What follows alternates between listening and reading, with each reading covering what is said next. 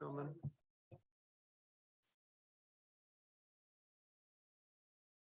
Okay, there's Jeff. I don't need blood.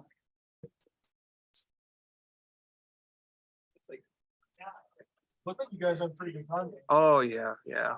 I got to see, I tell you what. I spent hours and hours and hours on that agenda. I don't think you could have gotten any more in 8 I days. saw most. I didn't get a chance to see any of the pictures. Oh, there's-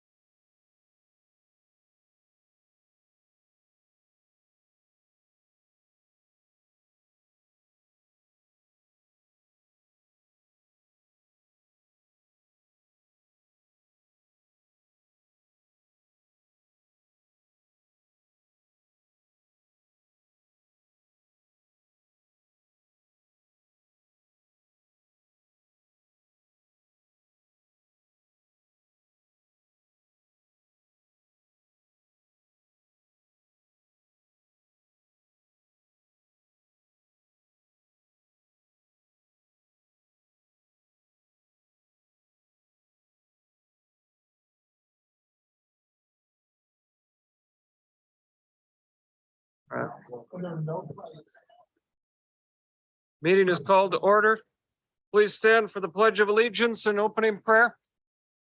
I pledge allegiance to the flag of the United States of America and to the republic for which it stands, one nation, under God, indivisible, with liberty and justice for all. Meeting is called to order. We pray. Stand for the Pledge of Allegiance and opening prayer. I pledge allegiance to the flag of the United States of America and to the republic for which it stands, one nation, under God.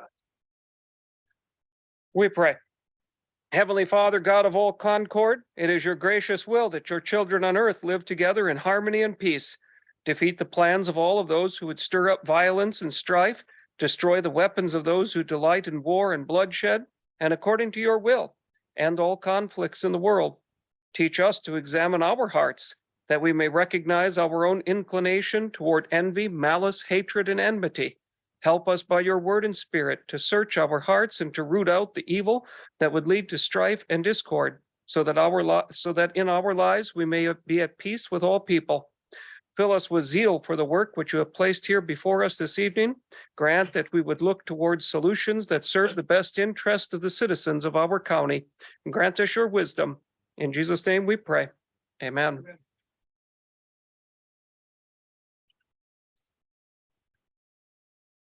Roll call. We have Supervisor Dell probably on his way. Supervisor Kroll has asked to be excused. Would look for a motion to approve the agenda which you have before you. Oh, sorry, got ahead. You may register your vote. Or we need a motion, I get it. Do we have a motion? Okay, there we go.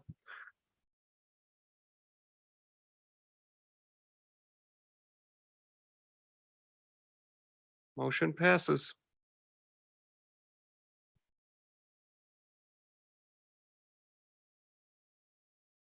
Motion to approve the minutes from the previous meeting. Is there any discussion on the motion? Do we have any questions on the, oh, we're already going to voting, okay. What's that?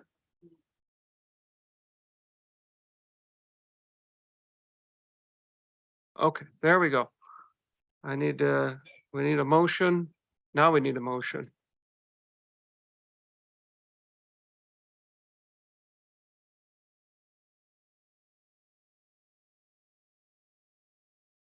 Who made the motion to approve the minutes? I'm not.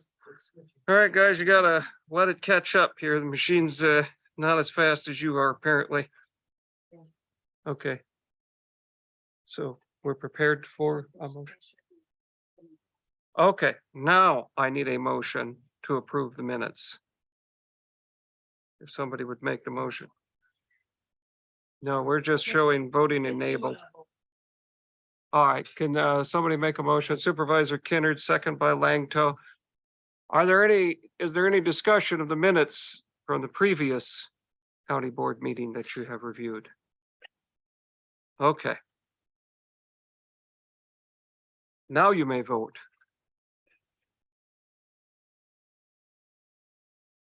Okay, we have 18 in favor, none opposed, motion carries. Move on to citizens input. Do we have anyone who wishes to speak to the board this evening? Yes. The board will hear concerns members of the public wish to raise, but will not discuss or take action on any matter until the matter can be placed on an agenda with proper notice to the public. The board welcomes citizens to present their concerns to the board in a professional manner relevant to issues affecting Kewaunee County. Each citizen may take 3 minutes to present their concern, and the board has allotted a total of 20 minutes for this portion of the meeting. Please be mindful, the board may halt any disruptive comments and any comments that are threatening, vulgar, or abusive. Nancy Utesh.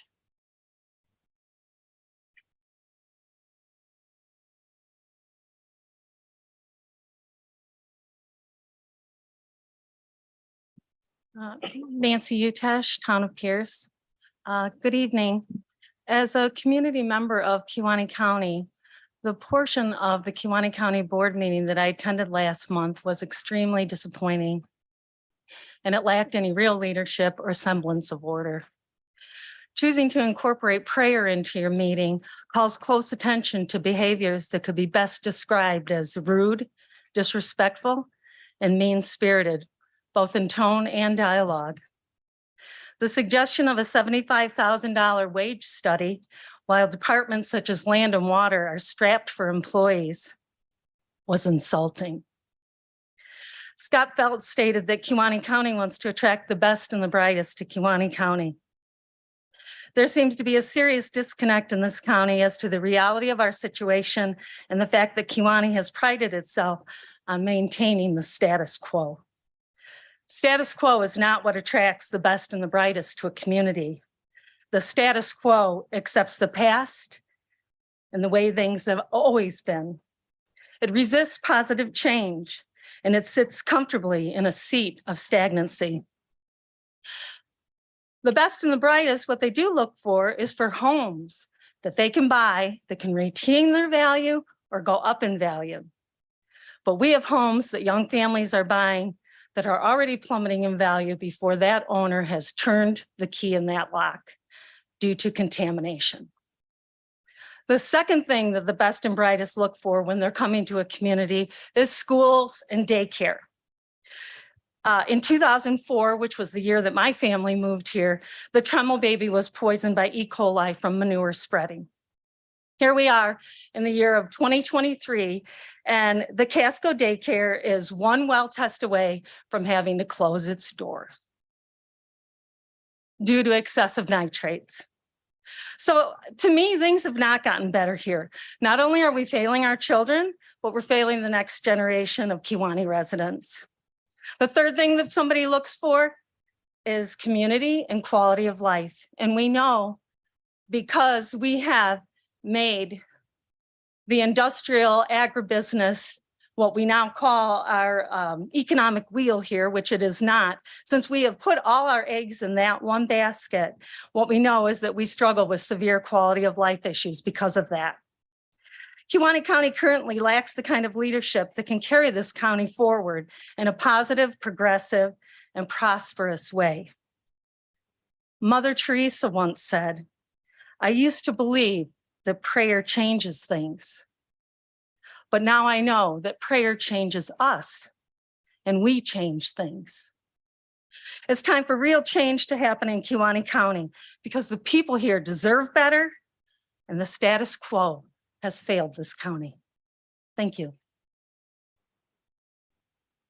Are there any others? Does anyone else wish to speak to the board? Does anyone else wish to speak? Anyone else wish to speak? All right. Appointments.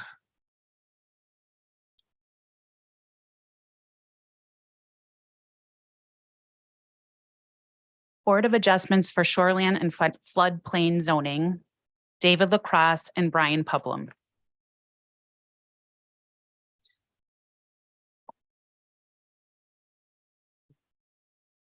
Okay, you may make it's skip to voting enabled, so do we want? We need a motion. Okay, there we are. Motion by Supervisor Romden, second by Supervisor Gillett. Is there any discussion of the motion? Very well. We'll move on to voting. You may register your vote.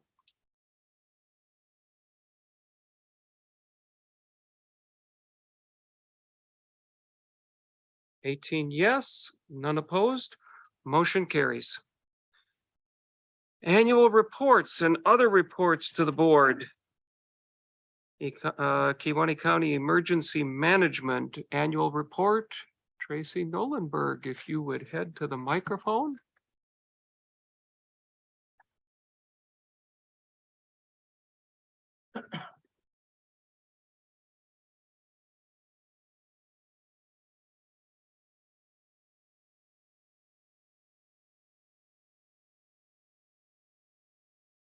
Good evening, everyone. My name is Tracy Nolenberg. I am the Emergency Management Director for here in Kewaunee County, for those of you that don't know who I am. Earlier today, I did place down the 2022 annual report in front of you. I'm not going to fully go through it because you can read it on your own. I just talk about our mission statement. I do review the summary of responsibilities that our office does. I put down what our goals and objectives were that we achieved in 2022.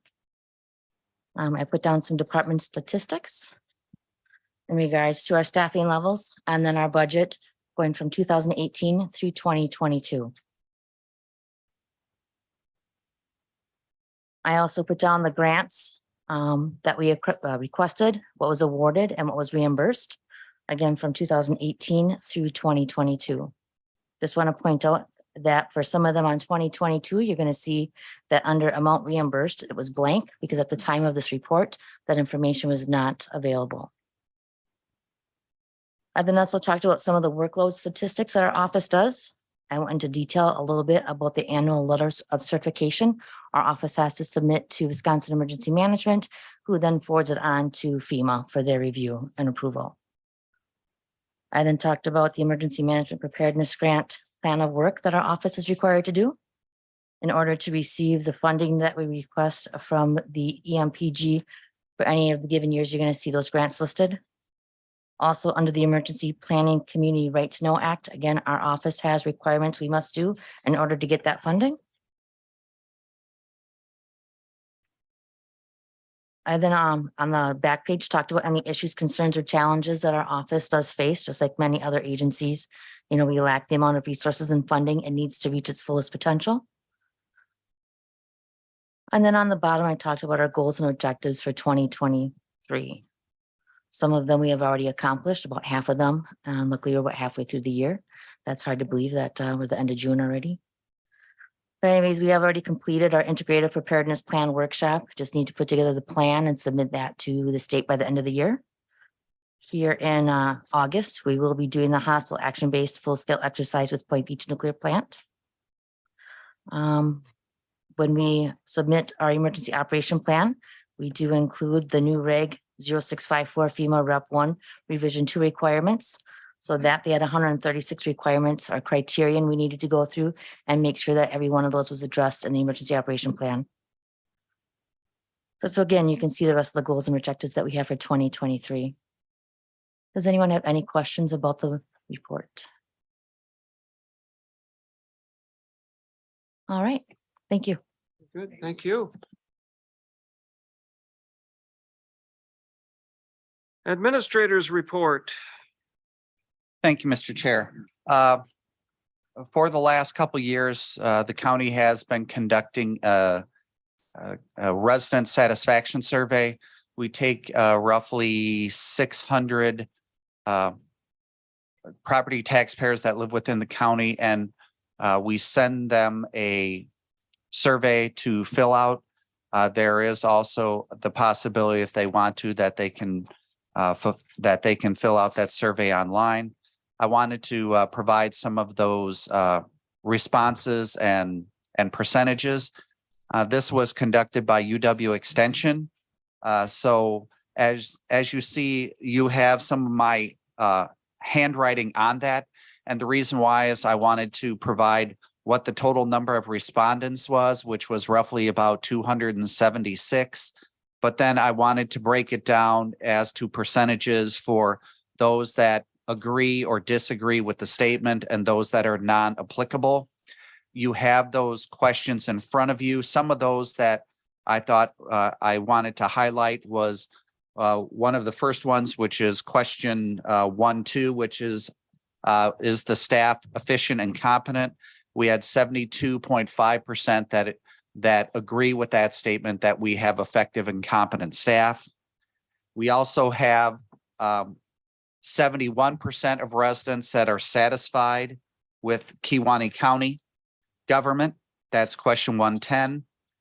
We have 96% of our residents feel that Kewaunee County is a safe place to live.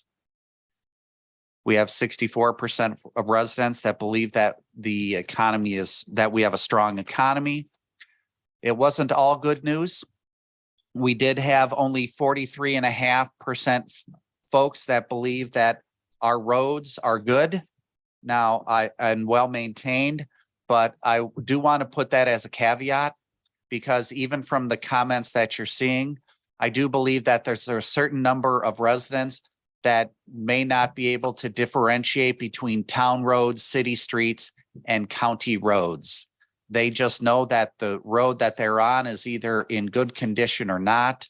And it would be difficult for us to be able to really drill down in that and be able to still keep that respondent's identity secret, because we're not wanting to know specifically who they are. We're doing this as a whole. The other part that we had in there is that only 43% of residents believe that there is a sufficient supply of housing in Kewaunee County as well. As I had said, there are 276 respondents.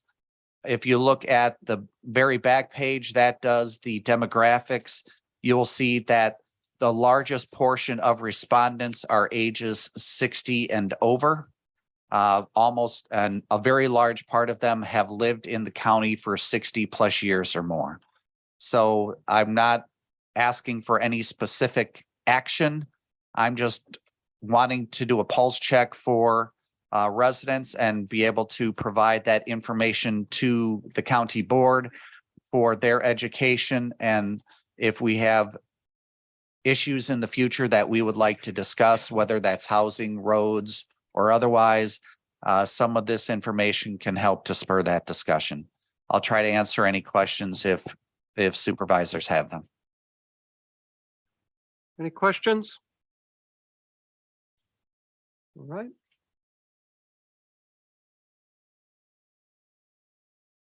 Anything else on the administrator's report? Straight to discussion on public safety facility then.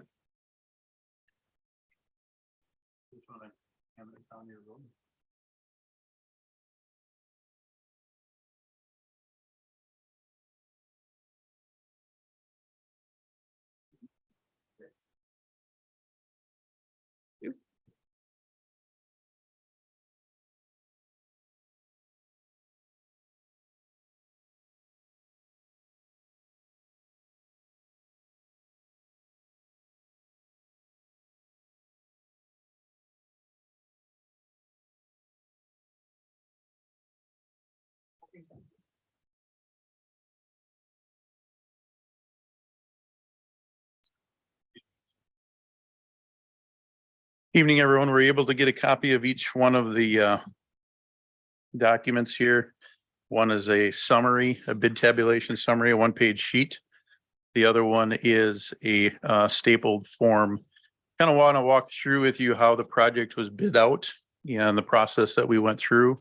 So the way that we bid the project is we bid it in multiple bid categories, and that's why you see multiple sheets here. And when you look at these sheets, some of the bid categories that are identified on one sheet actually incorporate other bid categories. So you can't take all of these sheets and add them up because it won't give you the right number. There'll be duplications on numbers because we allowed bidders to either bid one category or multiple. So at the end of the day, I felt we had sufficient bid coverage on a majority of the bid packages. We did have 2 bid categories that we didn't receive any bids, and we're in the process of rebidding them. So the way that this is broken down, and we won't go through page by page, but you can see we'll use the front page here. It identifies that they bid on bid category number 2, which is a structural combination package. We had 2 bidders, CD Smith and Bolt. What that includes is all concrete work, all masonry work, all precast, and all structural steel. Okay. If you turn to the next page, you'll see that there was another category where these contractors could have bid all of the concrete, but it wasn't the combined package. So the concrete was actually included in the first package with those 2 contractors. And then the second page is just concrete or cast in place concrete. Third page shows you the precast. So there were 2 bidders in the precast. Fourth page is going to show you that there was 1 bidder in masonry. So now what you can do is take the compilation, and the next one is metals.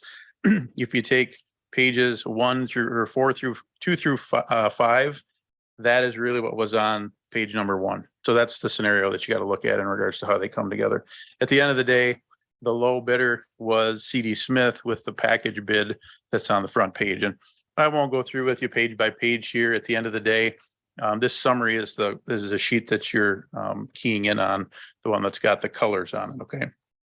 If you'll recall, we met late winter or spring, and we talked about at the end of design development, we had done an updated budget, and we were projecting that we're probably going to be higher than what we had originally talked about a year ago. The line item or the column that's on the left side at the 28,101,000 was a number that we were thinking we were going to hit when I met with you earlier this year. The column that is on the right-hand side is the actual bid numbers. So you'll see that the total bid and total project number, when I say project, it is hard construction numbers, your professional fees. You'll see that there is an FF&E line item, that's fixtures, furnishings, and equipment. That's furniture, IT equipment, other components that aren't tied to the bricks and mortar. That's a budget allowance for FF&E, and then we're carrying a $1.5 million contingency. All of those come to a total of $33.2 million, or almost $33.3 million. The items that are in yellow, the one at the top that says general construction, that one we did not get a bid in. So we've taken the budget that we had talked about earlier, put an escalator on it. Again, we will rebid that and have it to you prior to your meeting in July. 11A detention equipment, the line item that is there in yellow was a bidder that was not qualified in the specifications to bid on the detention, but they are low. They are low by about $200,000. So the process that we have to identify is whether you as the owner want us to rebid that and allow that individual to become qualified, because it's a $200,000 difference there. If we decide that we don't want them to be participating, that number is going to go up about 200 grand. You can look at the page. It's like they're at $2,700,000 some was the other bidder. Fire suppression, which obviously is your sprinkler system and your chemical agent system within the building. We did not receive a number on that as well. So the process that will be followed is we will be advertising again for those bid categories to be rebid. We will then get those bids in. We're targeting, I think you guys meet on the 18th of July. We're targeting to get them in the week prior to that. So we have some time to be able to vet those numbers. And then the numbers that are in the yellow will be updated with hard bid numbers. All the rest of the numbers that are in there for bids, those bids are valid until July 28th of this year. So they have a 45-day window. So they bid it on June 13th. The contractors have to honor those bids until the 28th of July. They don't have to honor it after the 28th. They can. If you're a low bidder and you wanted to talk to them about we need a little bit more time, we honor the bid. They have the right to do that, but they also have the right not to do that. We have reached out to multiple of these contractors. There's a qualification process that we go through to identify that if they had all the scope included. One of the other things that we're working with them right now is obviously we're over budget. So is there any low hanging fruit that they saw in the market sector or material components that are tied into that may see some savings to the bottom line? And we have found some money. It's not significant. It's not going to offset the millions of dollars that were over budget, but there's a few $100,000 out there that can be readily and easily taken without compromising the performance and the quality of the building. And we will be bringing that back to the jail committee for review, as well as the sheriff and his team before any of those decisions are made. So that's kind of an update of where we are. Any questions in regards to, I'm sure the question is, why are we over budget, right? We'll get to that, but are there other questions in regards to how the process was handled? No. Okay, so questions about how we got here?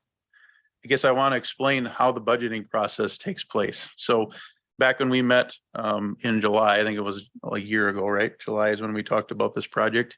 We had a program which was square footage. We had a preliminary floor plan and design, and we actually took that off in regards to those dollars on that day, right? And then we put an escalator on that to factor in what are we projecting for it to bid a year from now. When we got to the end of design development, so there's 3 different phases of design. There's schematic design, which is essentially a floor plan and some elevations that you guys saw from the outside of the building. Design development is a more detailed floor plan. Obviously, mechanicals, electrical systems are identified, not ready to be bid yet. All the specs haven't been written. So at the end of DD is the column on the left-hand side. The end of DD, we again take off the materials list. We take it out to contractors. We don't get bids from the contractors, but we have them look at the project in its entirety at that time. And they give us an idea of what it would be if they bid it at that time, right? So then the final one is obviously bid. So the final phase is we put it out on the street, documents are in there, we get bids from bid contractors. So I went back and looked at the history, and you'll remember when I was here in February, March, I talked to you about kind of the index that we've been seeing on our correctional costs. And I went back and looked at a little more history in regards to the last 15 to 20 years.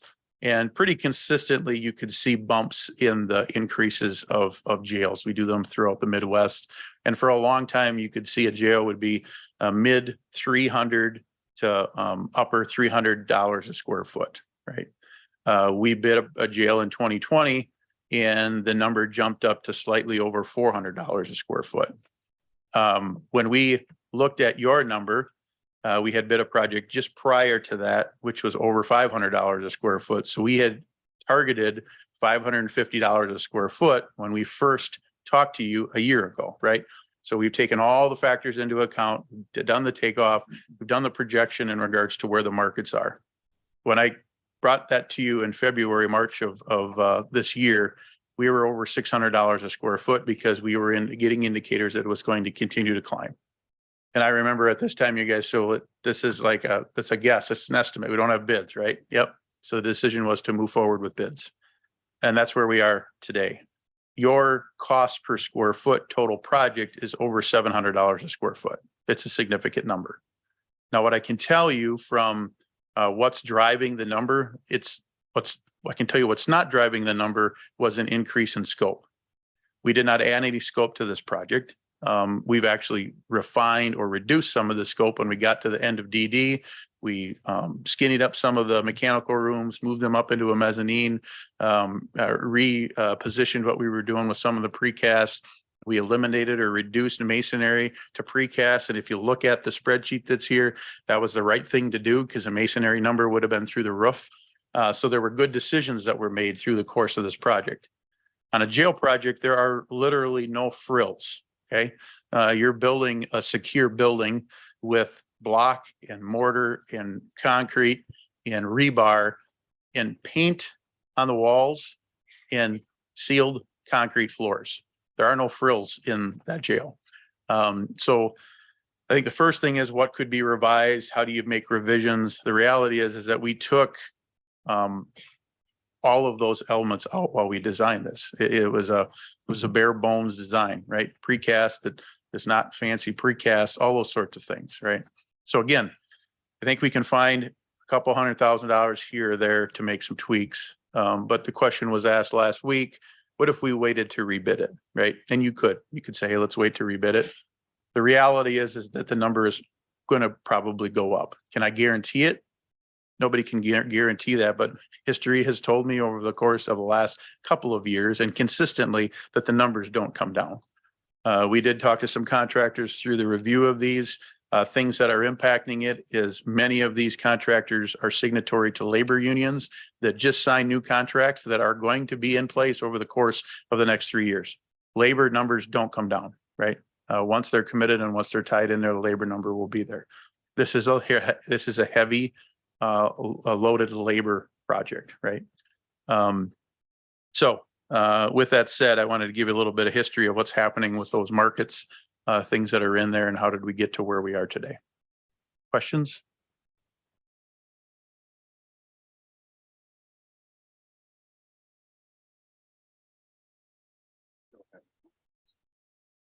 What's that?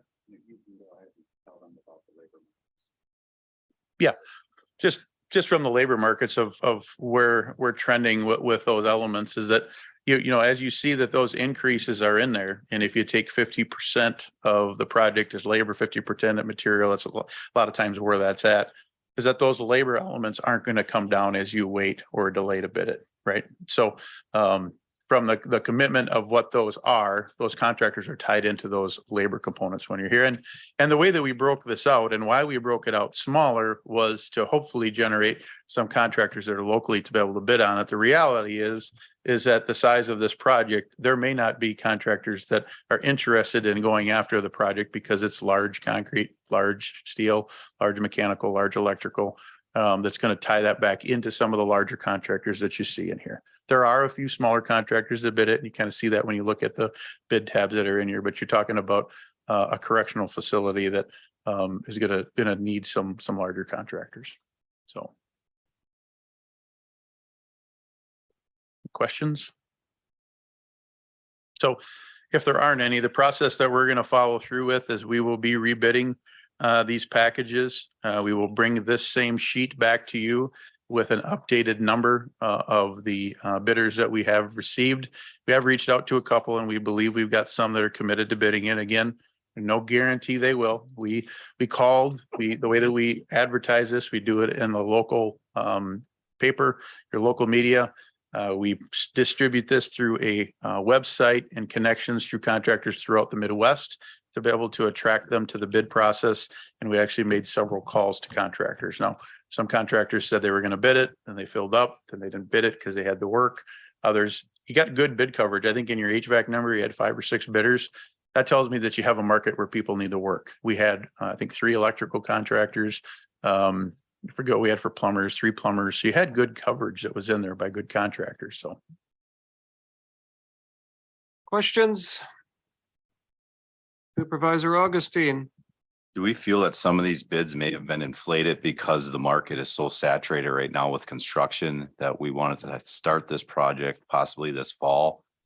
If we would have conversations with these builders and maybe push the project back a year and get on their schedule instead of trying to jump to the front and get ahead, do we feel that that may be an issue why some of these numbers are higher? We actually asked that question when we were going through. Now, granted, we haven't talked to every contractor, but we specifically asked that question.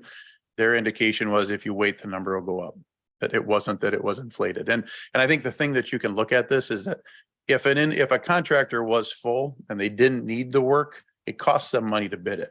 So when I see that market and I see that the contractors are full of work, I would see a lot of these that would have had 1 or no bids. And specifically at the tail end and the front end. So you got 2 big contractors that came after the project, they need to work.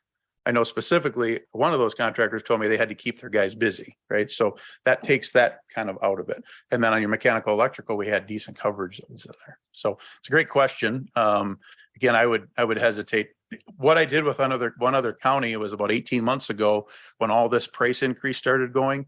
We got a bid like this, right? It went from the 400 to the 500. And we're like, what happened? Let's revise and rebid. So we cut scope out of the project. We rebid the project. I think it was 4 or 5 months later. So we reduced scope of the project. We rebid it. It came in higher. So the county got less building for more money. That's the market in which you're dealing with. So. Other questions?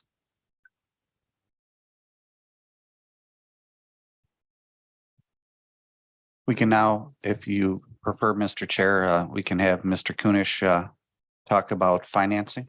Sure.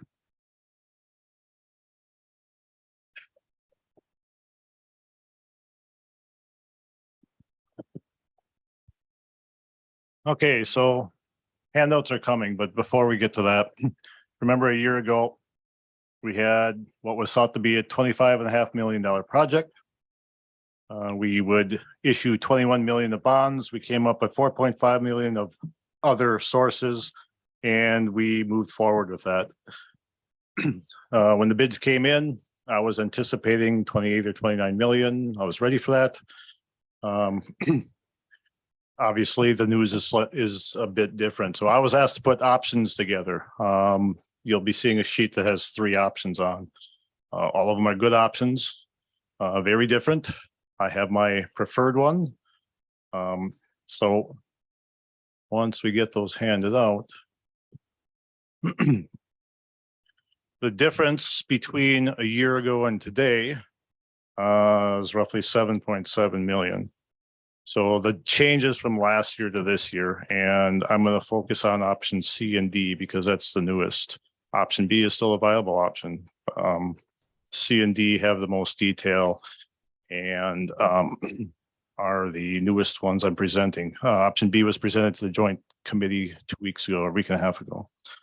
So what we didn't consider what we didn't apply last year was we're going to have some investment earnings on the bonds that we issue. We'll issue the bonds when the project's approved. Over the course of that 2 years, we'll have an amount of the bonds that'll be invested. Right now, we're in a market where we can issue bonds at about 4% and we can lock in about 4.75 of earnings. And as long as we meet the spend down schedule, that we hit certain points within 2 years, we get to keep all of that. If we don't meet that spend down schedule, well, then we have an arbitrage issue and the IRS says because it's tax exempt bonds, we have to cut a check to the IRS. So we can work it out and we have a payment schedule. We can make that work and keep all of the 800,000 plus of interest earnings. The next thing we looked at was the general fund. Currently, we have about 62% of our annual expenditures in the general fund as a fund balance unassigned. Our own internal policy says we should have 25 to 35%. So I calculated a number that would take us down to 45%. Number one, leaving cushion in there for unexpected items. And number two, being aware that if I take that number too far, too fast, that could affect our rating. If we get a lower rating, then our interest rate on the bonds we issue will be higher. 45%, I believe, is a safe number. It's above our own range, and it's close to what many municipalities have. The next items I look for were from the Economic Development Fund. If you remember, the source of those funds originally was the Dominion payments that related to the power plant and the shutdown and decommissioning. We have in that fund at the end of 22, 1.2 million. We have a $500,000 payment coming in 23 through 2026, and that will be then the last of those 10-year payments. So that's another 1.2 million. That's another 2 million. And the reason I'm going from 2023 to 2026 is because this project, even if we start this fall, is a 2-year build project. And I have no doubt that there'll be payments that spill into 2026. So I looked at funding sources that we have and would be available during the construction period. Another item that's within the Economic Development Fund are 2 loans that we currently have outstanding with Tussle and the broadband projects. We will have payments coming back for those for 2023 through 2026 that would provide another 375,000 and 222,000. Now, here's the point where option C and option D will differ significantly. One of the options I was asked was, what can we come to no additional debt issued? And that's option D. That means we have to find another 1.125 million.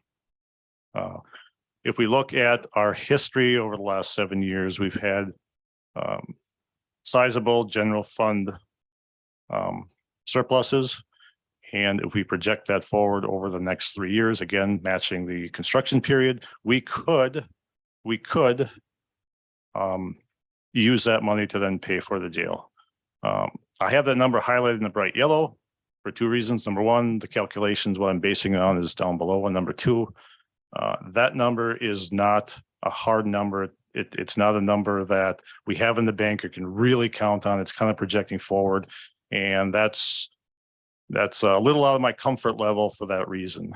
So if I jump back to option C, if we were to issue 1 million, we would only need to come up with about 78,000. I believe we could do that right away in 2023.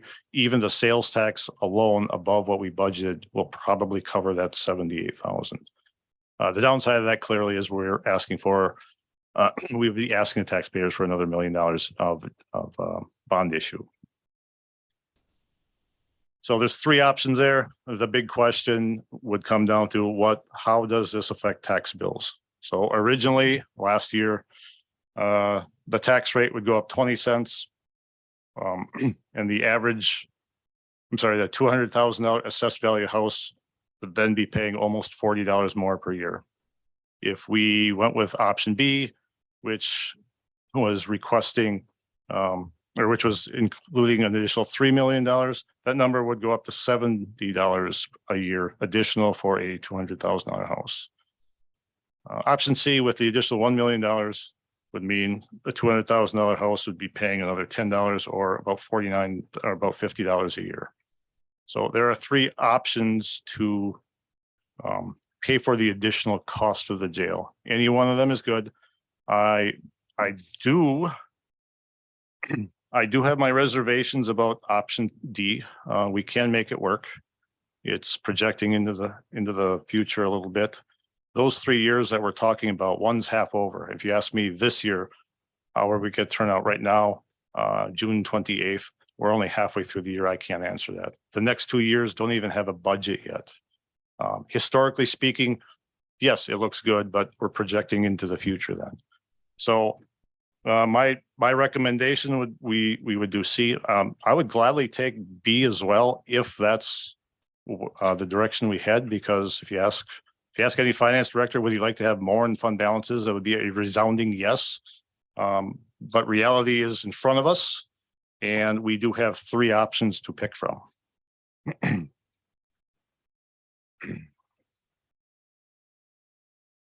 Questions for Mr. Kunish? Supervisor Yankee? You're not on. There's no green light there. There you go. That shared revenue, does that have anything to do with how much money we can use for the jail? It's not tied directly to the jail, but it did pass, I believe last Friday it was signed into law. So Kewaunee County will be getting another 522,000-ish per year going forward in shared revenue. And that's a general revenue to be used whatever. With the additional revenue, it helps, it would help project that, yes, we should have a surplus, again, assuming everything goes well. Worth noting on that too is that portion of our shared revenue is tied to the state sales tax collection. So as the state gets more sales tax collections or less, but the history has been 19 of 20 years are typically increases. So we should be getting increases based on the sales tax collection, which is tied to the economy going forward. Not necessarily a predictable number, but it's not fixed. The current shared revenue of 640,000-ish, I don't think that's changed in 10 plus years. Other questions? Paul, question for you. A lot of this is based on the net surplus. Yes. And one bad year basically say we had a bad year in human services. Because human services has come around a lot within the last 3 years. But one bad year, what will that, how much is that going to affect us if we had a bad year of a $800,000 loss as we did previously? Well, a couple of things. If human services in particular had a bad year to that degree, they do have a fund balance of, I don't know the number off the top of my head, they could cover it for 1 year. And as long as the issue behind that was taken care of, we would move forward as we have. Again, there's no guarantees with that, like there aren't with any department. The next question would be, if there's a bad year like that, say the general fund overall, yes, that would hurt because we're anticipating collecting or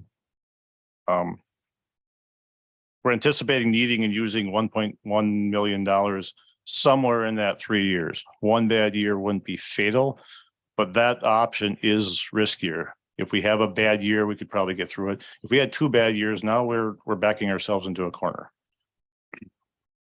Again, history is on our side, but you can't use history, even though there's 8 good years there. You can't use history to predict the future. I don't think anybody could have predicted what 2020 brought us. Now, it didn't turn out bad for us, but nobody knew that ahead of time. The predictions ahead of time were everything's going to be terrible. When we got through it and we're not so bad here, some places had it harder. But bad year and bad years in particular will make option D much more painful to get through. I mean, just listening to you, what you're recommending is that option C is, of all the options that you listed here, option C is the least painful of all the options. In a greater definition, at least painful for us, the taxpayers in particular, I guess, too. Yes, it's, I would say, the least amount of additional debt to be issued, keeping the tax bills lower without backing ourselves into a corner and rolling the dice that we're going to have 2 out of 3 good years, big enough to cover the 1.125 million. Again, the direction will be provided. We'll make it work if that's what's decided. It's not my favorite option though, by far. Other questions? And just to clarify, I have 3 options here. You could pick something between 0 and 3 million and have a 4th option for next month if that's what you decided as well.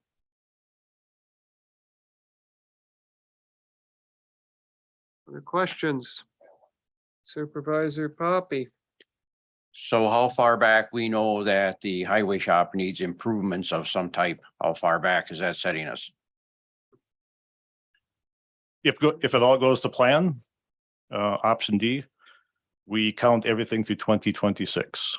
So everything in the Economic Development Fund right now and through those payments coming in through 2026 would be applied to this.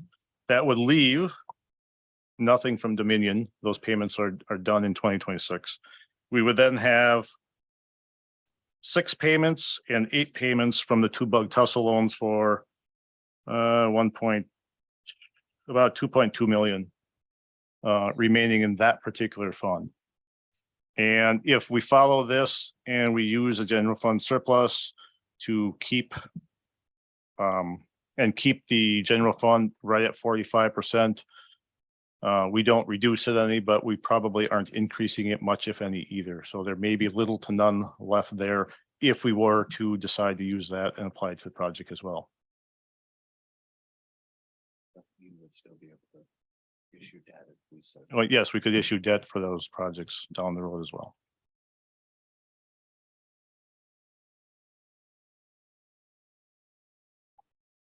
Other questions? What's our next step then? I mean, give us a time frame here. When do you need this decision? When should the July. board be? July. July. July meeting. Okay, This board is going to need to decide what it wishes to do. So I'm going to bring it back on the agenda in July as an action item. What that action will be, well, somebody have to make a motion and see where it goes because we did not approve this. So the board can approve one of these options. It can decide to go to referendum at this point.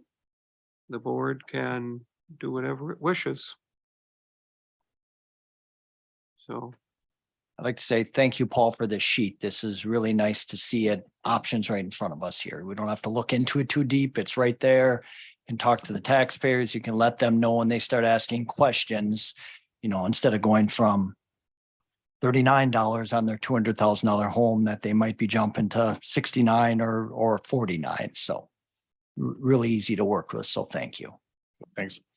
And if there are other questions between now and next month, please call and ask. I know your phones will be likely ringing. If there are questions that I need to answer, please call. any other questions?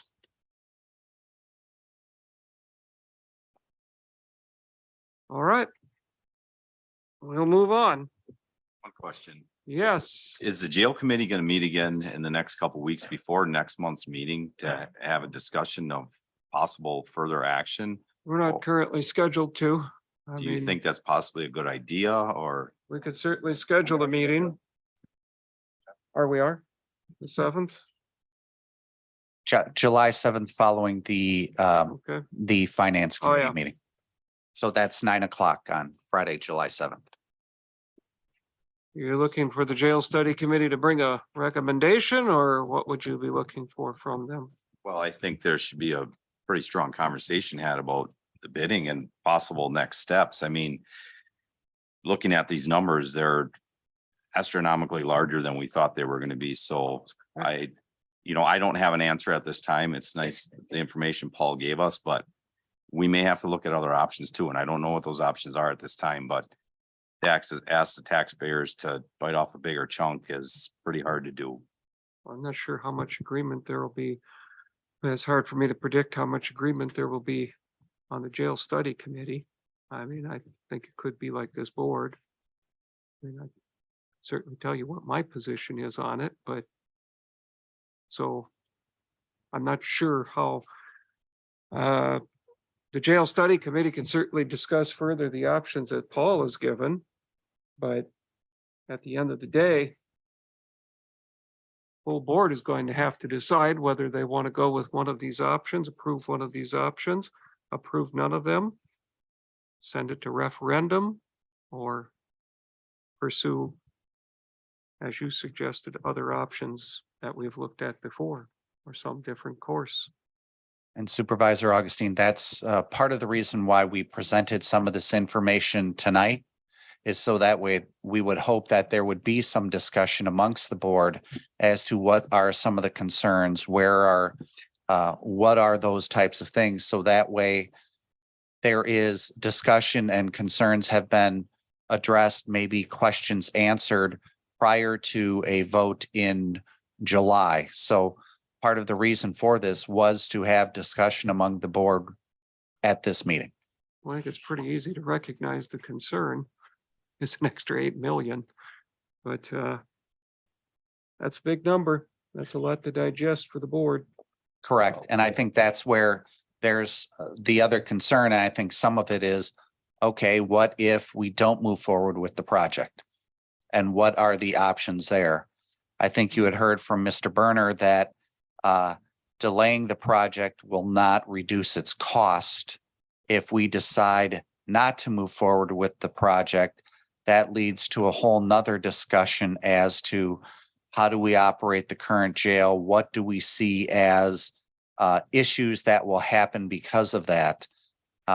Will improvements need to be made to the current jail to bring things up to code? And in that same respect, if we bring a certain amount of those improvements, do they carry over or go past a threshold that is now We've considered covered- substantive? We've covered this previously. And code is referring to when that jail was built. We covered that previously in jail study committee. We can make improvements without having to bring it up to current code. Only if it's that's not a complete fact. fact, Mr. Chair. That's fact. If You're it's out of a- order. Is there any other further discussion from the supervisors? Supervisor Gillett. Mr. Kunish, thank you for the chart.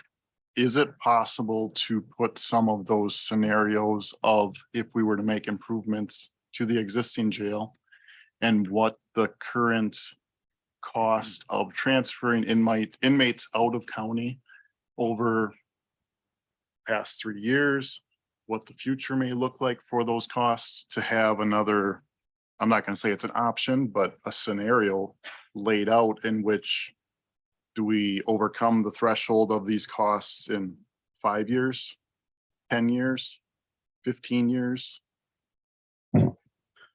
Two things to answer that. If I recall, 4 to 5 years ago, when the jail study process really began this last round, there was 7 to 9 options. One of those was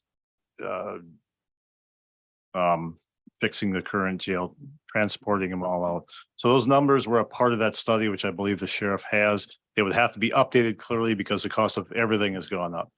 Number two, and this is the bigger problem, is those costs all would fall under our current levy limit.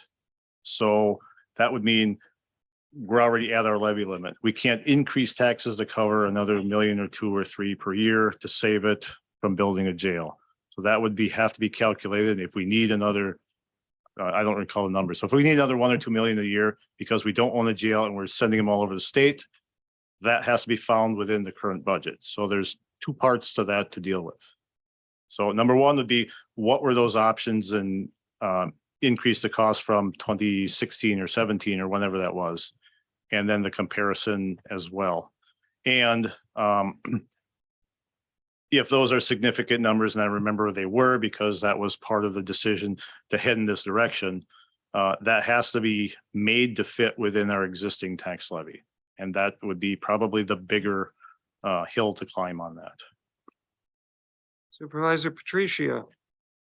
I'm curious what the administrator's thought is as far as the options, as far as moving forward, if it was not to be considering the jail, building a new jail.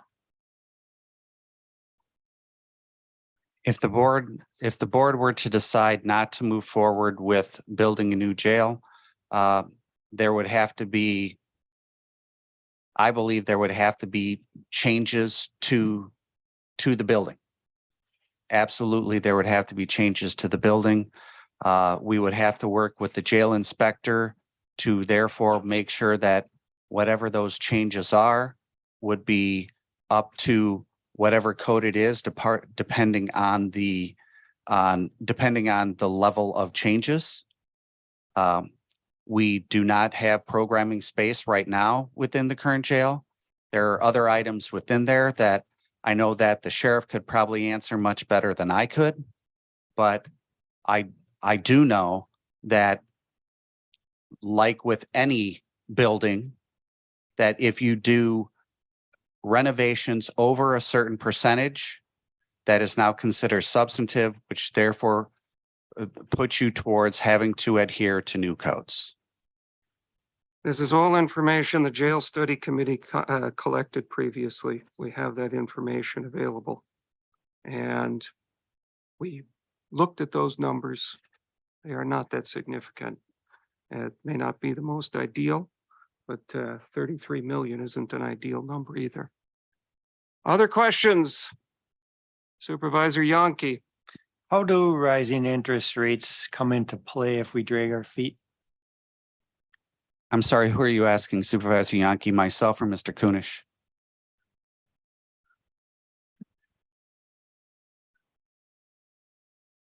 If I had a crystal ball, we hear a lot about rising interest rates, and actually, is Brian Della on the call right now? He's from PMA. He's the financial advisor and who would be working with us to issue the bonds. PMA also, as we'll find out in a little bit, has an investment side of their business as well. So if somebody could predict if interest rates are going to go up or if they go down, if they're going to be flat, how far out, it's hard to say. Short-term interest rates have absolutely been going up. That's not a direct connection to 20-year bonds. They have gone up and not point by point as the rest of it is. The other side is, yeah, so we can earn more. Now, if you start asking, well, what are they going to be a year from now, 2 years from now, whatever it takes to complete this process? Watch the news in the morning, read the newspapers. You can have multiple different opinions. Now, the one who's closest to it in this room is probably on the phone right now. So I would ask Brian to add anything and everything he can do to answer that question. Hi, Paul. Hi. Thanks. You nailed it right on the head that interest rates have gone up substantially over the first, call it 5 years of the yield curve. But the county's debt is going to be a 20-year debt. And as you could maybe, if you sort of gleaned what the 10-year treasury is, it kind of shows you that, that the 10-year treasury is 100 basis points less than than say the 2-year treasury. So point being is long-term rates are quite a bit lower than short-term rates. And so it's still a pretty attractive time to borrow. And, it's hard for me to anticipate where long-term rates are going to be in a year from now, or certainly 2 years, hard to tell, because they haven't gone up that much, still being able to borrow presumably less than 4%. They just haven't gone up that much over the last 18 months. So it's just an unknown. Answer your question, Supervisor Yonke. Other questions, Supervisor Lukes? So Paul, basically you're saying that if there was any other large projects in the next number of years that without borrowing most of the money for that project, there wouldn't be feasible. Yes, there's not a whole lot left, and I'm going all the way out to 2026, not what we have now. Okay, Supervisor Kennard? Could Matt come up and talk a little bit? This affects him and this has sort of been his thing along the way. So Matt, are you willing to come up and explain to us and talk to us a little bit about the huge cost increase and what your thought process is?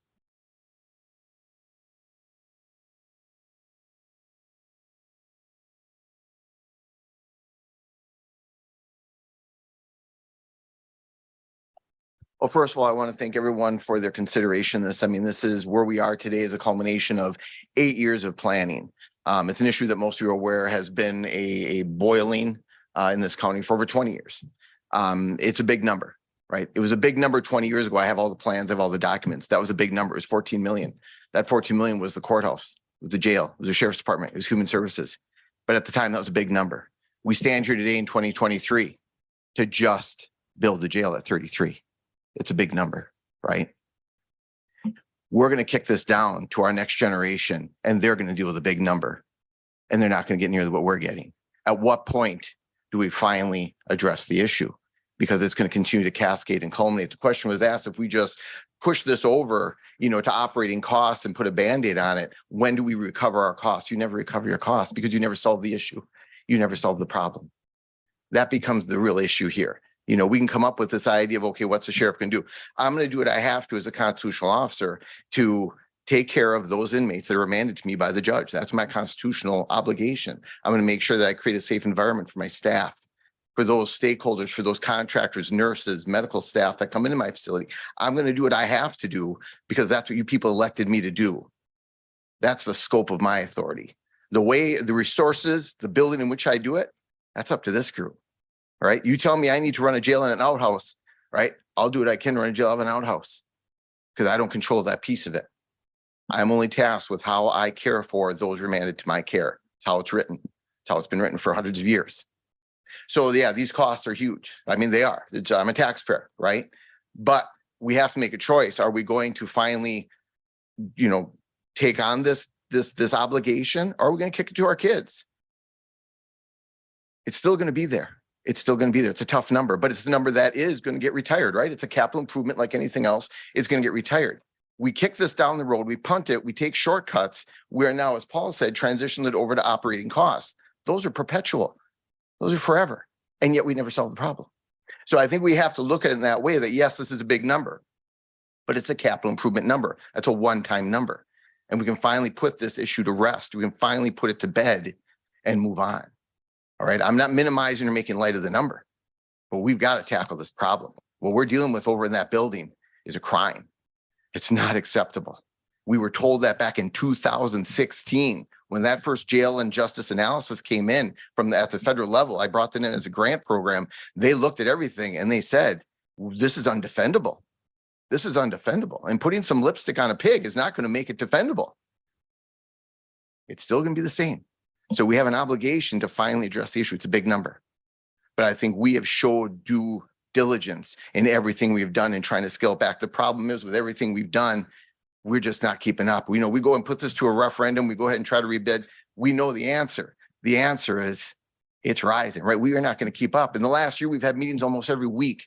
We stripped this thing down to every possible thing we could. We had the jail inspector. We said, can we take this away? Everything. If it can go, it's going. We literally we're throwing stuff off the boat, right? If we can still do this without it, can we do it? That's how stripped down this is. So I'm very proud of that. I'm very proud. But at the same time we were doing it, we just continue to suffer with those cost increases. We've got to put a flag in the ground and stop this trend. Every delay, every hesitation is just, we're taking this ride. So it's not an easy number. I get it, but it's our number. It's our time. This is not the legacy I want to leave to my children to kick this down to them, that they've got to tackle this in another 10, 20, 30 years, because that's still going to be a hard number. So I don't know if that answers your question. Supervisor Brown? Thank you. You got, have your microphone on. I'm sorry, I can't. I mean, when we look at what it would cost to operate this 600 and some thousand, I mean, are we taking that into consideration? I mean, how much money do we spend sending prisoners to other counties? I know when I went to the first safety meeting, the jail thing was up and was an issue. And I did get a hold of somebody at Oconto County. I mean, they built a huge jail up there. A lot of capacity. As far as there. I know, we do send a lot of prisoners up there. Now, it I don't sounds know like what they was way spent overbuilt. per They got year. like 180 some beds up there that they built. I can answer if Yeah, you'd they have like, a lot of Mr. Chair. capacity. Yeah. I mean, If either of you have an answer to the amount we're spending currently. Certainly. I know that currently we do not send prisoners to Oconto. We send them to Door. But if you were to go at $55 a day for a prisoner, that's over $20,000 a prisoner a year. So if you had 10 prisoners, that's 200,000. That does not then include transport. That does not include medical. It's just what I would call, think of it as a hotel. You're paying your daily rent. but do we have actual numbers of what we have spent in, say, 2021, We should. 22? We do have historical that- numbers. That we could compare that, you know, and put that alongside the 600 and some thousand it's gonna cost to operate this. I mean, it's not just building the new jail. It's the big number is the 600,000 plus 100, you know, that it's gonna be there every year. Even after 20 years, we're still gonna need 5.5, 6 people to run this facility. So. Supervisor Brown, you're absolutely right in that respect, that it is a perpetual cost. I do also want to make the board aware as well, is that currently how we're operating the jail and the 911 center is rare within the state of Wisconsin, that we have both jailers and dispatchers. The best way to operate, and currently, well, in fact, I shouldn't do that. The sheriff is here. I apologize, Sheriff. So, Mr. Brown, yeah, the issue in regards to operating costs, those are going to have to change. The way we operate that jail currently is not going to continue. So there will be increased operating costs even in the current reality. We cannot continue to run a jailer dispatcher scenario. That's got to change. We need to make sure that we've got the appropriate staffing on board. The issue with the housing, and we do a lot of creative things, right? And we've had this conversation, you know, somebody that incurs a medical issue, right? We do our best to do all sorts of creative things to, again, take the pain off the taxpayer. It's not so much what we would spend per year, right? Because yeah, we could, if that were an option, just say, hey, you know what, Todd Scarbin, he's Oconto County Sheriff. I have a lot of conversation with Todd. Absolutely know him well. The only time we send inmates up to Oconto is a rare occasion where for some reason Door wouldn't take them. But Door is usually our go-to. But whether it's Door, Sean, or Brown, right, Oconto, that you have to realize they made a commitment to their community. They invested money in their community. They built their jail. So it doesn't matter what we pay them. At some point in time, Sheriff Scarbin, Sheriff Sternard, or Sheriff Delane is going to call me and say, Matt, love you, but get your inmates out of my jail, right? It's their jail. So there is no number, there's no guarantee. That's the thing, is that these are our community members. These aren't like some people that just came in, and no, these are our neighbors, sometimes our family, right? Their kids go to school with our kids. They're here because they made some bad choices. We have to have a facility, the ability, right, to really change lives is what we're talking about. We talked about programming, mental health, addiction. That's what this is about. We can't bail out and put that on some other county. They made their investment. They made the tough choice. And now it's our turn to make the tough choice. So it's even not about what the average cost would be, because it's just not even going to be an option, right? So it's not even a matter of, okay, let's run this out on a budget. I could show you budget numbers all week, but it's the reality that these are our inmates. These are our people remanded to me by our judge to be cared for, to be taken care of, to be remanded to the jail. That's the crux of it. So whether it's 5 inmates or 50 inmates, the fact is there are people that we have to hold in this county. It's an obligation of being a county. It's just part of it. It's no different than paving our roads, plowing our roads. There are things we have to do as a county entity. This is one of them.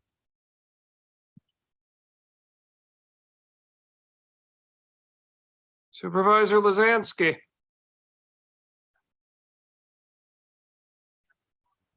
I need your microphone on. I apologize, but they won't be able to hear you in the front. I'm not seeing green. It's not on. There's no green. There's still no green.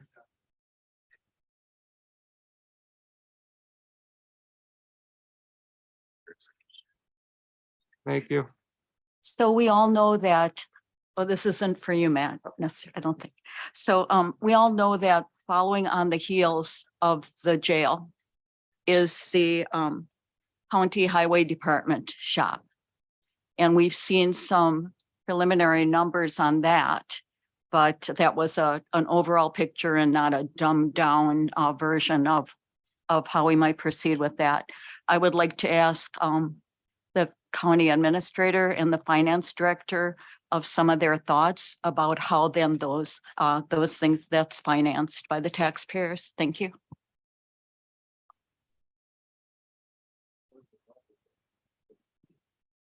Supervisor Poppy. Currently, the project is about, I would say, 2-3 years out. That's my guess at what we were doing at this point. Now, if we get held back farther, it may be longer. But some of the monies that we were considering are going to be put towards this facility, the jail facility. So if it goes through.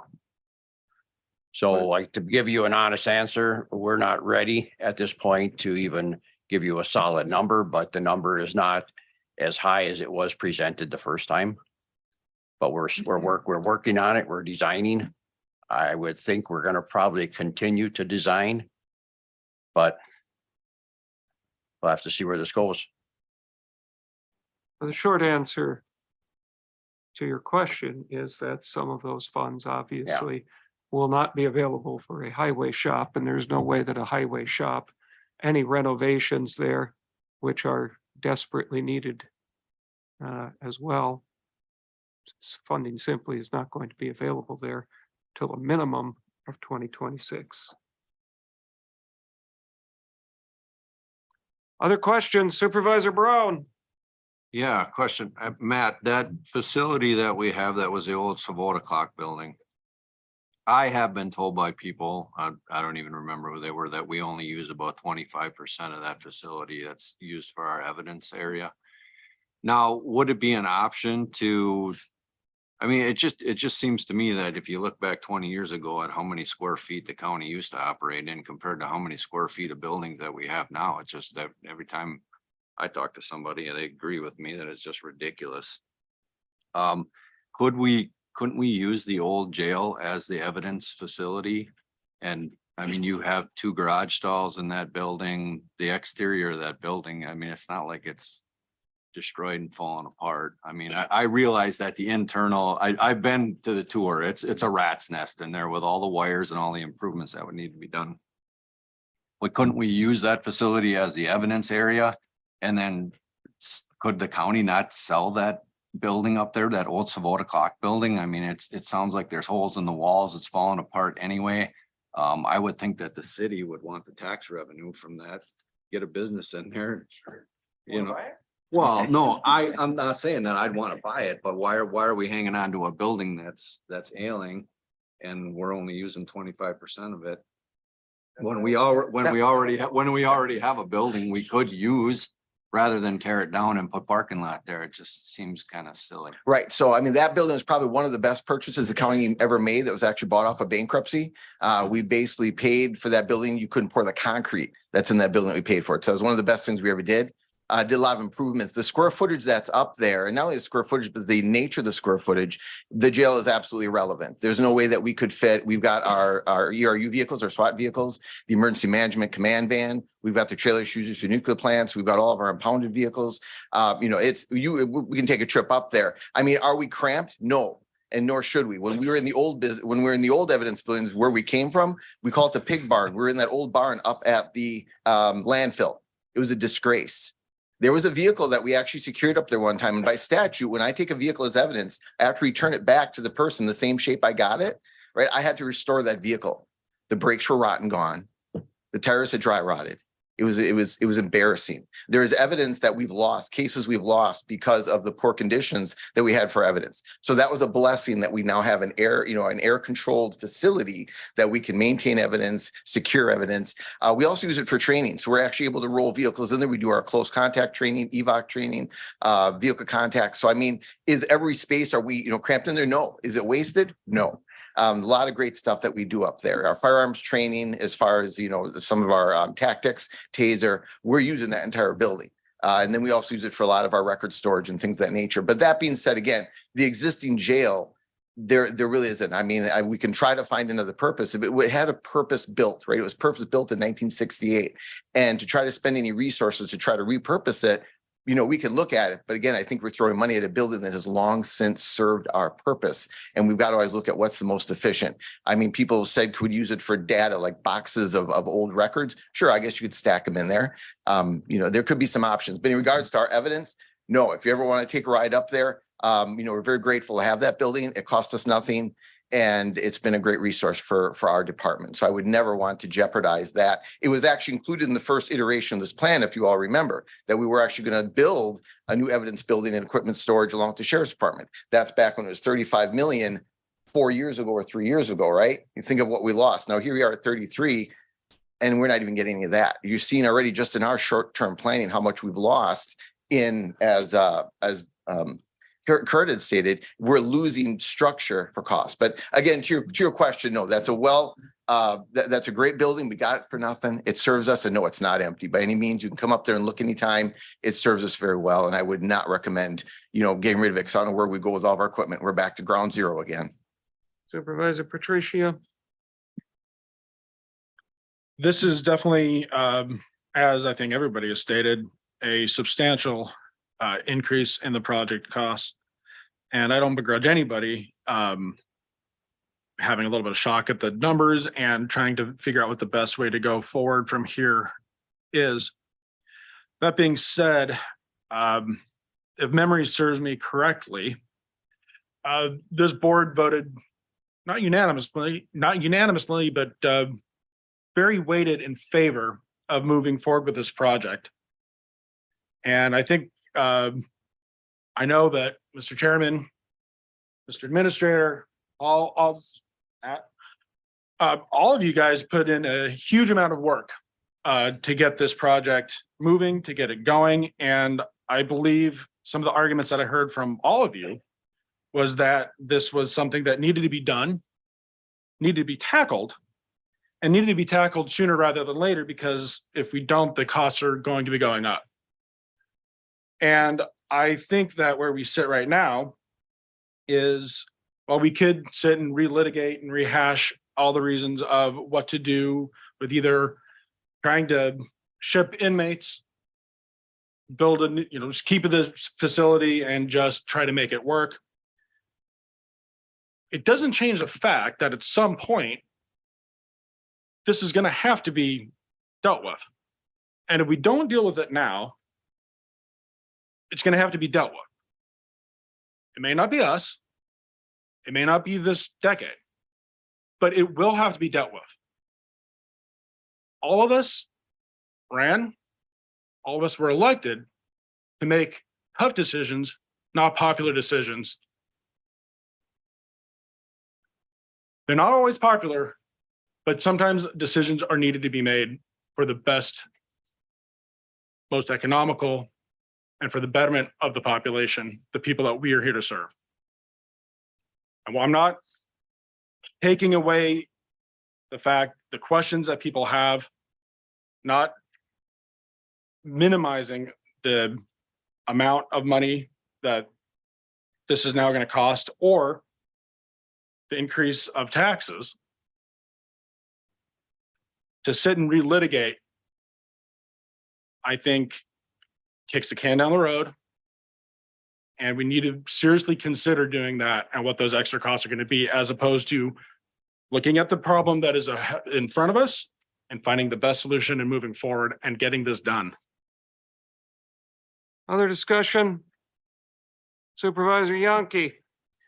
After our town meeting where we had all kinds of people talking about windmills, we brought up the fact that the bids for the jail were a lot higher.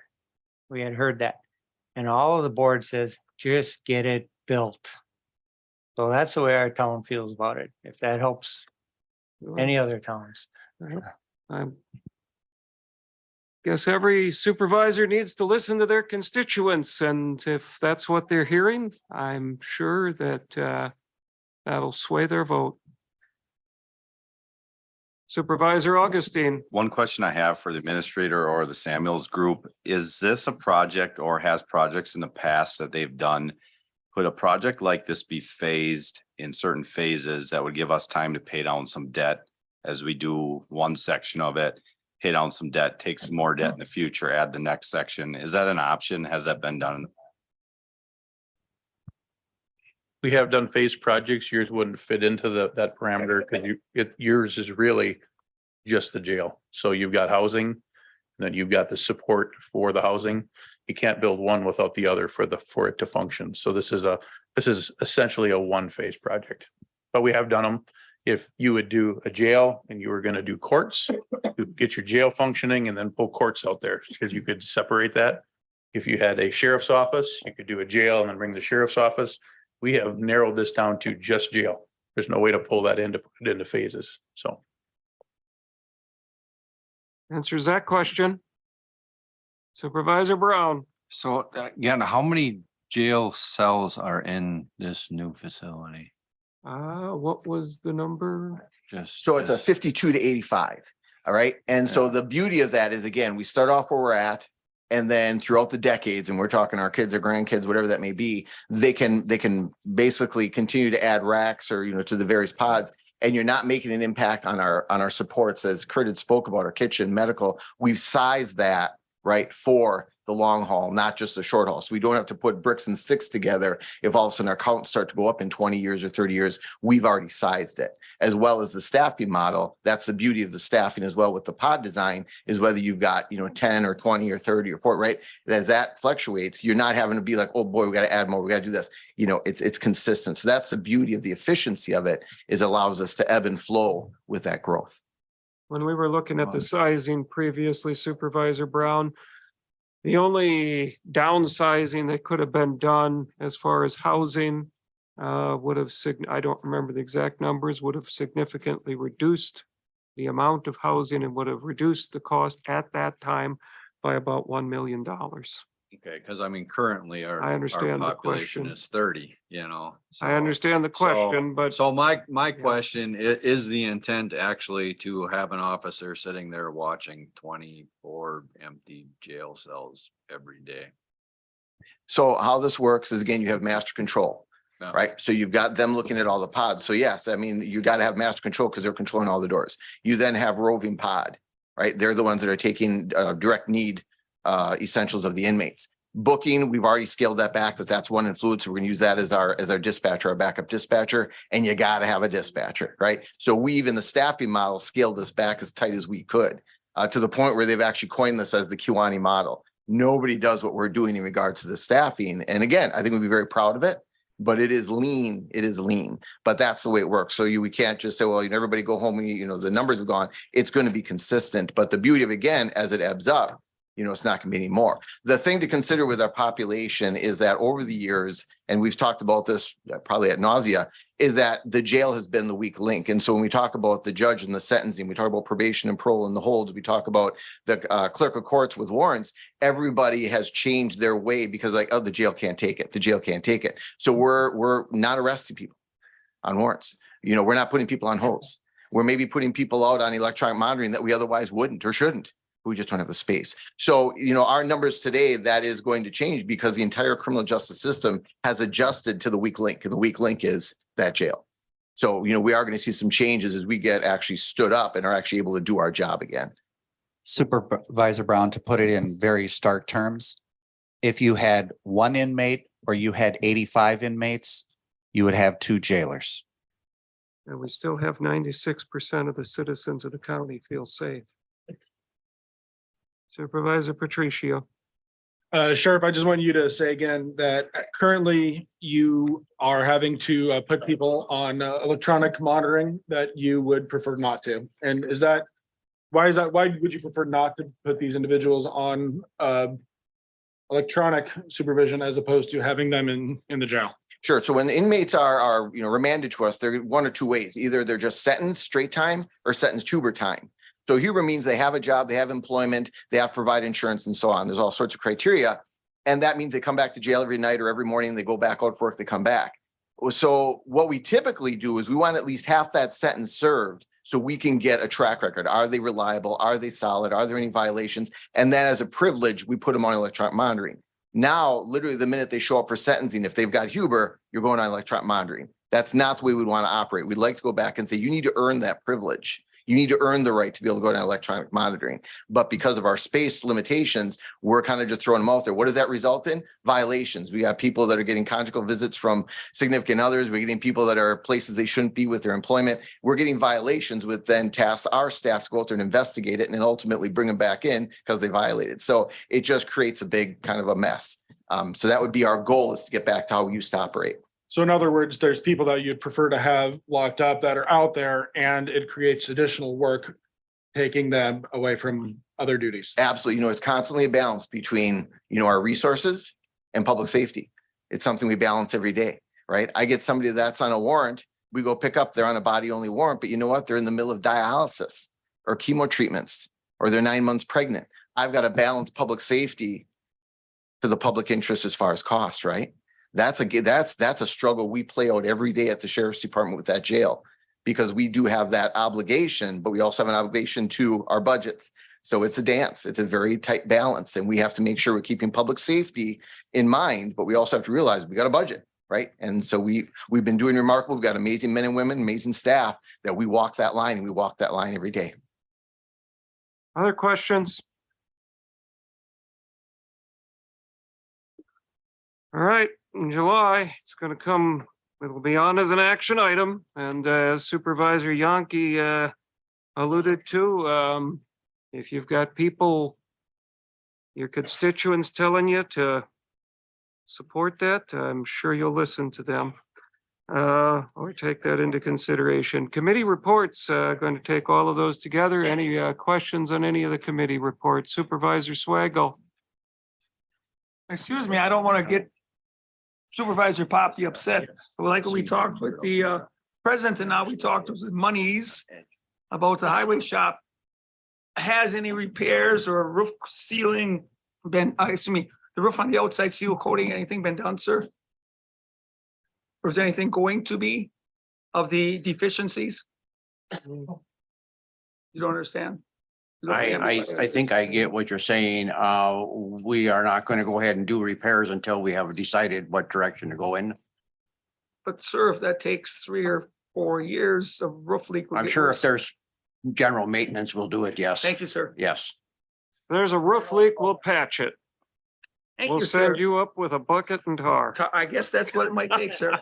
I will not wear this white shirt, sir. But yes, sir.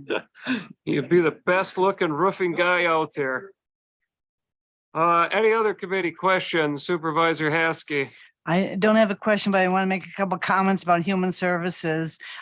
We did have on my regular meeting where we had a public hearing and then no one from the public showed up. So it went on without any incidents. The human service is currently thinking about doing a wraparound home in Luxembourg right now. So we're doing some research on how to go about that. We do have a vacant economic support position. The first round, we had interviews and we didn't find a candidate, so we're reposting that job. And the last thing is we were able to fill a vacancy for the CCS facilitary position, and she started on 6/5. So that's what's happening in human services. Thank you. Any other questions on any committees? Very well, we're going to take Supervisor Mastelier. This past meeting on public service, public safety, the sheriff and I have been talking over the last few months, and I've actually talked to a number of the other department heads under the purview of public safety, and we've been highlighting various duties that different departments do. This past meeting we had, the sheriff's department gave us their accident protocol. We've got another program coming up for the July meeting also. But if anybody'd like to see it, we did record that one. So it is on YouTube. And if you want a copy of the minutes, just let me know and I'll send you a copy of the minutes from the meeting. That I thought it was real interesting on how they do their accident protocol for the sheriff's department. Just things that I had no clue how it's done. And we'll see what the sheriff's department puts up now for the program for the next public safety meeting. And after that, depends on how the district attorney feels, but I might have him on for August, so. Questions on any other committees, reports? Very well, we're going to take a 10-minute recess at this time. Thank you.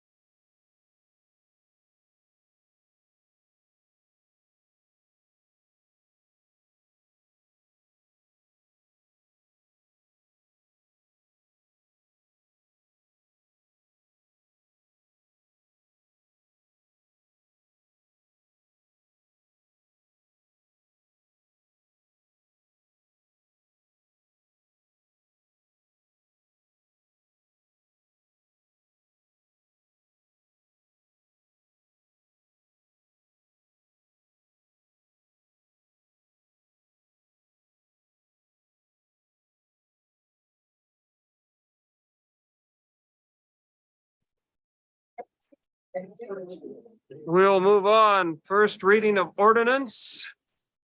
We have none. Consideration of resolutions. A resolution granting the petition for Bridge Aid, Town of West Kewaunee, fiscal impact statement, $4,300 from County Aid Bridge Fund.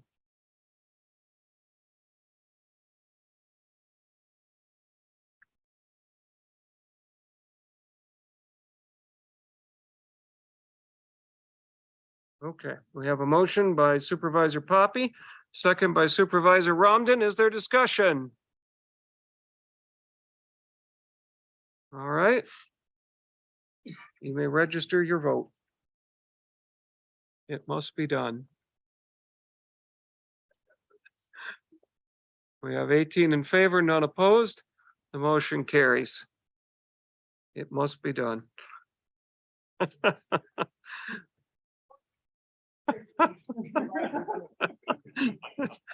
We'll move on to the next resolution. A resolution to approve the Winter Park Enterprise Fund. I have a motion by Supervisor Romden, second by Supervisor Yonke. Discussion. Supervisor Bullenwider. So I'm just curious, either for the administrator, Paul, in regards to this resolution and the control over the spending of those funds, is it going to continue to be through the finance committee recommended up to the board? Or who's going to have the authority, the spending authority with this new fund? This will still fall within the Parks Department. What it's doing is separating Winter Park revenue and expenses from any other general fund activity. So the expenditures are still going to come through committee? Yes, we still have to have a budget for it. That still comes through finance, still comes to the board.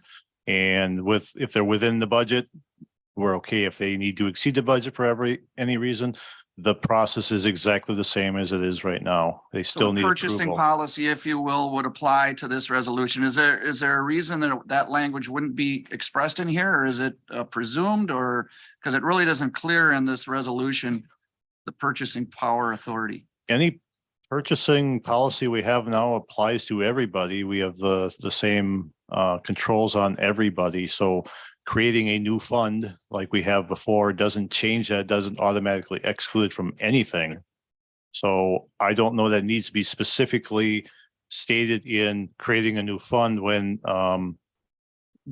how and where and who approves what gets spent out of there is built into the overall county and finance committee and budget process. I mean, the only purpose is for this fund is to designate all of that, because they're receiving the revenues, that would be cash carryover year to year. Developing a fund for big capital purchases that would be determined through the Parks Committee and joint probably with the recommendation from the Winter Park organization, right? Say a new groomer, a new snow gun, that sort of thing. Yeah, groomers and snow guns are going to be expensive. They have 5 snow guns right now that are getting old. There's the groomer they use most of the time is getting old. That's going to be a big purchase.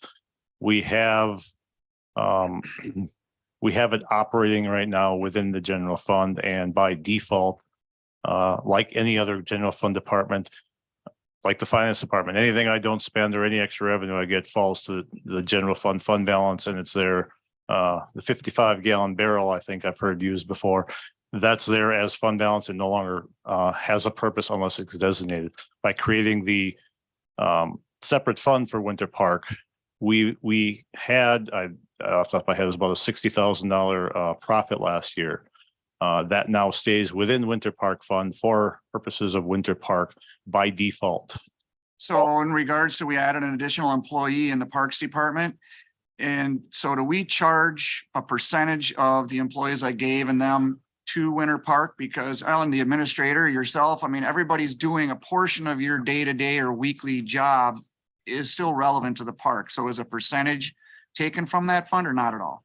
Direct labor. So if the hourly employees, not the office employees, if the hourly employees in the Parks Department work there, yes. If there's temporary employees for Winter Park, yes, that's charged directly there. We do not charge any of Dave's time, the park director. We do not charge the secretary's time there. In reality, we're going to have a full-time parks director, whether we have Winter Park or not. So that's not a direct expense to the park. As far as my time, administrator's time, payroll's time, I'm sure there's others in there. There's an indirect cost report, and we use that if we apply for grants and such, but we do not do that in the general ledger now, and we wouldn't do it then. Only direct time that's spent at the park during the season, maintaining whatever the park employees need to do to operate and run that park. Thank you. Supervisor Teske.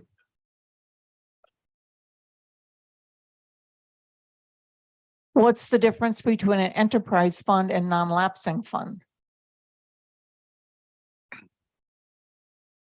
An enterprise fund is designed for those activities where the fees charged to users are intended to pay for the costs of running it, which is exactly the case here. A good example of a successful enterprise fund would be Bay Beach. In this case, the same thing as well. When you say non-lapsing fund, that means a lot of different things to a lot of different people. So if we want to carve out an activity such as Winter Park that has multiple revenue sources, tickets, there's some donations in there, and there's a handful of others I can't think of off the top of my head, as well as all the expenses that take to run the park and carry it over. The best way is to still have it as its own fund. The enterprise fund is different from a governmental fund in that it looks at longer term items. It'll capitalize assets and spread them over the useful lives, and that will go a long way when you're trying to determine, are our ticket prices going to cover this short term and long term? A governmental fund, if you buy a new groomer, it's let's say it's $100,000 expense. It's $100 expense in the 1 year, and we don't necessarily have that as part of the year-to-year operations. The highway department, for example, has an enterprise fund specifically for that. They have a lot of material, they have a lot of employees, and they have a lot of assets that are spread out over the useful lives and over the work that they do. And that is a much, much better matching of the expenses with the revenue that is intended to cover those expenses. Other questions? Very well. You may register your vote.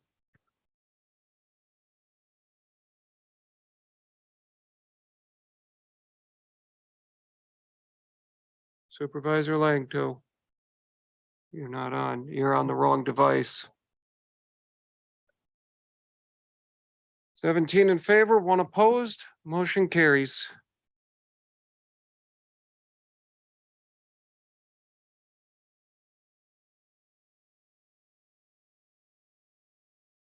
A resolution approving the amendment to agreement to purchase real property and amendment to promissory note between Kewaunee County and Cody A. Geel, Haley L. Geel, and Geel Investments LLC. Is there a motion?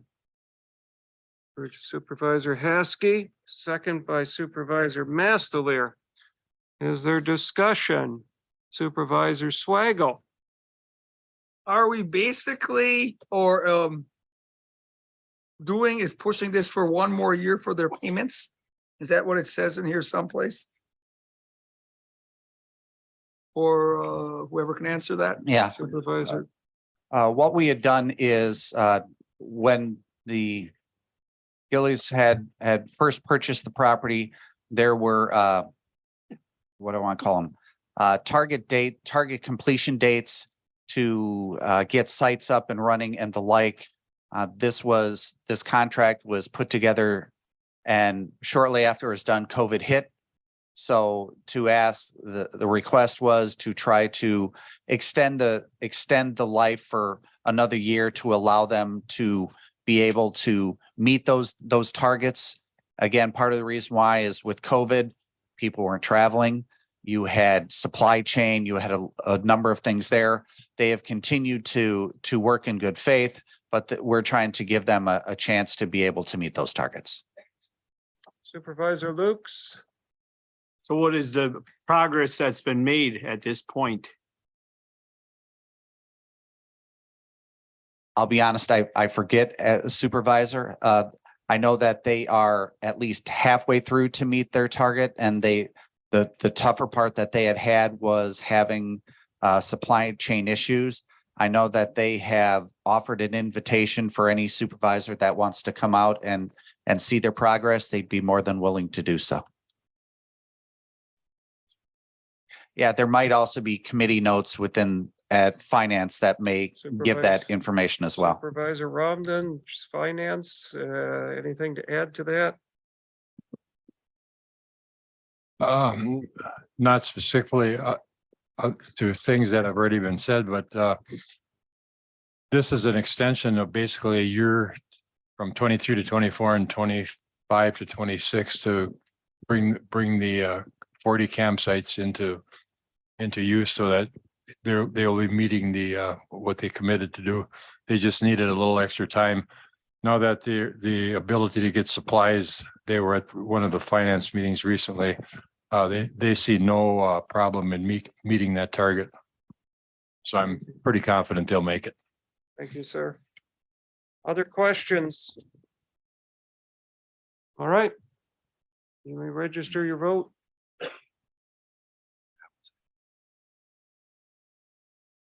$18 in favor, none opposed. Motion carries.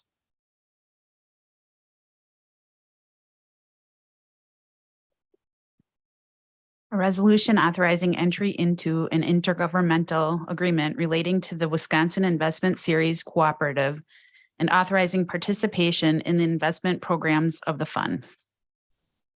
Right, so a motion by Supervisor Bullenweider, second by Supervisor Poppy. Are there questions, discussion? Supervisor Teske. Can you explain this a little bit more? I got that. WISC is a group of governments who essentially band together and form a bigger investment group. This came up initially related to the jail and the possibility of bonding and then having to manage $21 million of bonding funds. WISC also has an investment side where, like our existing investments with Nicolay Bank and a couple others, we would then have the option, if we decided we needed to, we'd have another option for investing our funds short or long term. So the reason for the resolution is because it's a group of governments similar to our insurance, Wisconsin County WCMIC, Wisconsin County Mutual Insurance Company. It's a group of governments that get together and run an insurance program. This is a group of governments that get together and run investment and investment related services. Because it's a group of governments, the way to become a member is to pass a resolution by the county board, and now the county is a member. Got that, Supervisor Teske? Clarifies it? All right, Thank you for asking. yes. Other questions? Supervisor Swagel. If there's no known fiscal impact statements, what can we really gain from working with the other counties?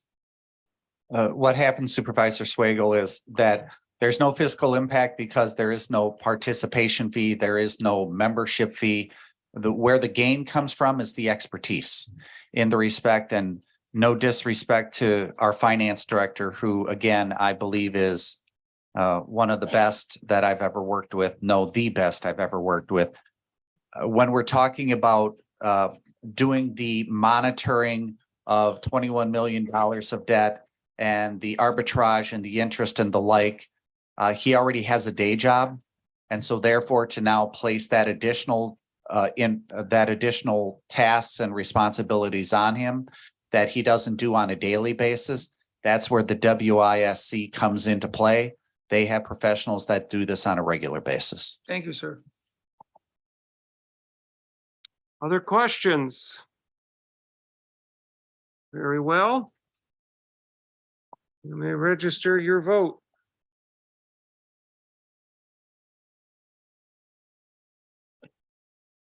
Supervisor Brown.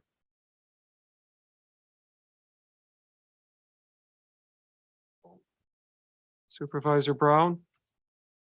There we go. 17 yes, 1 opposed, motion carries. Consideration of ordinance at previous county board meeting. We have none. Communications. From Dora and Oneida County, resolution to request state of Wisconsin to use a portion of the 2023 budgetary surplus for the maintenance, repair, and replacement of county trunk highway system. From Portage County, request the state to revise the current real estate transfer fee revenue sharing formula. From Green Lake and Douglas, resolution regarding foreign ownership of farmland. From Kenosha County, a resolution to request the state of Wisconsin to revise solar energy system law. And from Walworth, requesting the state of Wisconsin to review and revise the compensation rate for state public defenders. Thank you. Kewaunee County events.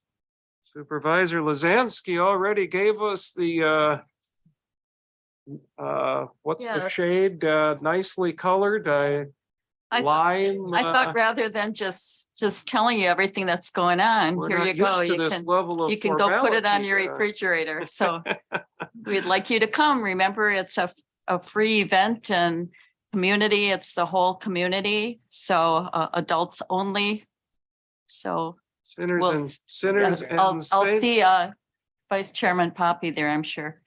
Sinners and saints, 4 to 8. Will sinners and saints, will they be identified? Which is which? Or okay. Other Kewaunee County events. Thank you for that, Supervisor Lazansky.